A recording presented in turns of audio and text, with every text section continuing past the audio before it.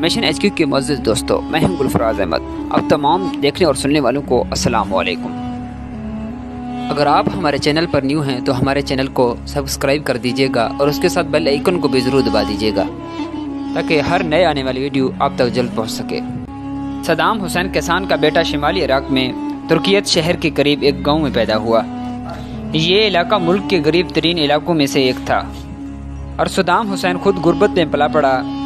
Saddam Hussein کی پیدائش سے پہلے اس کے والد کا انتقال ہو گیا تھا۔ وہ چھوٹی عمر میں ہی بغداد میں اپنے چچا کے پاس رہنے کے لیے چلا گیا۔ اس نے 1957 میں بعث پارٹی میں شمولیت اختیار کی۔ 1959 میں اس نے عراقی وزیر اعظم عبدالکریم قاسم کو قتل کرنے کی ناکام کوشش میں حصہ لیا۔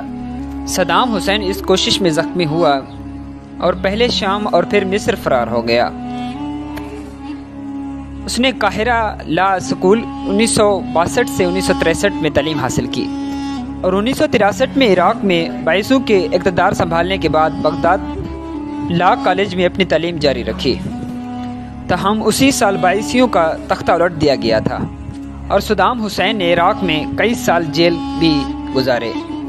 بعث پارٹی میں رہنما بن گیا اور اس بغاوت میں اہم کردار ادا کیا جس نے پارٹی کو 1968 میں دوبارہ اقتدار میں لایا۔ صدام حسین نے 1979 میں حکومت پر کھلے عام کنٹرول کرنا شروع کر دیا اور بکر کے استعفیٰ پر صدر بن گئے۔ اس کے بعد میں وہ انقلابی کمانڈر کونسل کے چیئرمین اور وزیر اعظم کے علاوہ دیگر عہدوں پر فائز ہوئے۔ اس نے اپنی حکمرانی کے خلاف کسی بھی اندرونی مخالفت کو دبانے کے لیے ایک وسیع خفیہ پولیس کا استعمال کیا۔ اگست 1990 میں پڑوسی ملک کویت پر قبضہ کر لیا۔ صدام حسین بظاہر اس ملک کی تیل کی وسیع آمدنی کو عراق کی معیشت کو تقویت دینے کے لیے استعمال کرنے کا ارادہ رکھتا تھا، لیکن کویت پر اس کے قبضے نے فوری طور پر عراق کے خلاف عالمی تجارتی پابندیاں شروع کر دیں۔ اس نے سعودی عرب میں امریکی قیادت میں ایک بڑی فوج قوت کی تشکیل اور اس قبضے کی مذمت کرنے اور اسے ختم کرنے کے لیے طاقت کے استعمال کی۔ اقوام متحدہ کی قراردادوں کی منظوری کے باوجود کویت سے اپنی افواج کو واپس بلانے کی اپلیسیوں کو نظر انداز رکھ دیا۔